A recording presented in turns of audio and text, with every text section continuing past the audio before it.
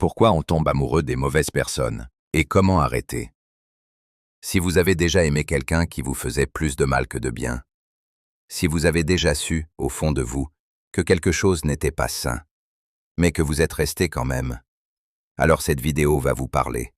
Parce que la question n'est pas « Pourquoi je suis tombé sur la mauvaise personne ?» La vraie question est « Pourquoi cette personne m'a attiré autant ?» Et ça, ce n'est jamais un hasard. 1. Ce n'est pas une question de faiblesse. On croit souvent que tomber amoureux d'une personne toxique est un signe de naïveté, de manque de caractère ou de dépendance affective.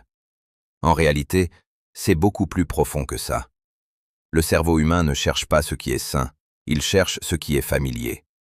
Si vous avez grandi dans un environnement imprévisible, émotionnellement instable, distant, exigeant, votre système nerveux s'est adapté. Il a appris à associer l'intensité au lien. Une relation calme peut alors sembler fade. Une relation stable peut sembler sans étincelle. À l'inverse, une relation intense, rapide, fusionnelle, déclenche quelque chose. Une montée d'adrénaline, une impression de connexion unique. Ce n'est pas magique, c'est neurobiologique. L'alternance entre tension et réconciliation libère de la dopamine. Le stress active le cortisol, puis l'apaisement libère de l'ocytocine. Votre cerveau enregistre, ça fait mal, mais ça fait du bien après. Et c'est exactement le même mécanisme que dans les addictions. 2. L'illusion de la réparation. On ne tombe pas seulement amoureux d'une personne, on tombe amoureux d'une projection. Beaucoup de relations toxiques commencent par une phrase implicite « Je suis différent avec toi. Tu es la seule qui me comprend. Je n'ai jamais été comme ça avant. » Et vous commencez à croire que vous êtes spécial, que vous êtes celle ou celui qui va réparer, apaiser, stabiliser. C'est extrêmement puissant, parce que ça donne un sens à la relation. Ça transforme la souffrance en mission. Vous ne restez plus par amour seulement, vous restez pour sauver. Le problème, c'est que l'amour ne guérit pas quelqu'un qui ne veut pas se soigner. Et la loyauté ne transforme pas un schéma toxique en relation saine. Plus vous investissez, plus vous vous accrochez. C'est ce qu'on appelle le biais des coûts irrécupérables. Vous avez donné du temps, de l'énergie, des efforts. Alors partir donnerait l'impression que tout ça n'a servi à rien. Mais rester pour justifier le passé ne construit jamais un avenir sain. 3. Le piège de l'intensité. Il y a une confusion très répandue entre intensité et profondeur. Une relation qui démarre très vite, avec des déclarations précoces, des projets immédiats, une fusion rapide, peut sembler exceptionnelle.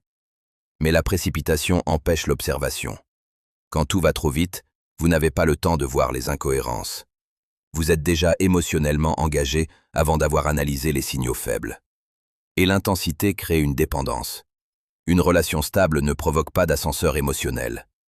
Elle ne vous fait pas passer de l'euphorie à l'angoisse en permanence. Elle est régulière. Et pour un système nerveux habitué au chaos, la régularité peut sembler ennuyeuse. Mais l'ennui apparent est souvent une sécurité déguisée. L'amour sain n'est pas spectaculaire, il est cohérent. 4. Pourquoi on répète le même schéma? Si vous avez déjà vécu plusieurs relations similaires, différentes personnes mais même dynamiques, ce n'est pas un hasard. Nous sommes attirés par ce que nous reconnaissons inconsciemment. Le cerveau préfère une douleur familière à une paix inconnue. Et tant que le schéma n'est pas conscientisé, il se répète. Ce n'est pas une malédiction, c'est un conditionnement. Et tout conditionnement peut être déconstruit. 5. Comment arrêter de tomber dans le même piège? Il ne s'agit pas de devenir méfiant envers tout le monde. Il s'agit de devenir lucide. Première chose, ralentir.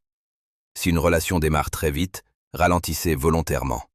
Un manipulateur déteste la lenteur. Il a besoin d'intensité pour installer l'attachement. Deuxième chose, observez les actes, pas les paroles. Les promesses sont faciles. La constance est rare. Troisième chose, écoutez votre corps. Votre esprit peut rationaliser, votre corps beaucoup moins. Si vous êtes constamment anxieux, tendu, sur vos gardes, ce n'est pas de l'amour passionné, c'est un signal. Quatrième chose, regardez l'effet que la relation a sur vous. Est-ce que vous êtes plus stable qu'avant, plus confiant, plus serein, ou plus fatigué, plus inquiet, plus dépendant? Une relation saine augmente votre stabilité. Elle ne la réduit pas. 6. La vérité difficile. On ne tombe pas amoureux des mauvaises personnes par hasard. On tombe amoureux de ce qui correspond à nos blessures non guéries. Et tant qu'on n'a pas compris ces blessures, on peut changer de partenaire, mais on ne change pas d'histoire. La bonne nouvelle? La lucidité change tout. Le jour où vous commencez à observer vos schémas sans vous juger, vous reprenez le pouvoir. L'amour ne doit pas vous faire douter de votre valeur. Il ne doit pas vous épuiser. Il ne doit pas vous réduire. Il doit vous stabiliser.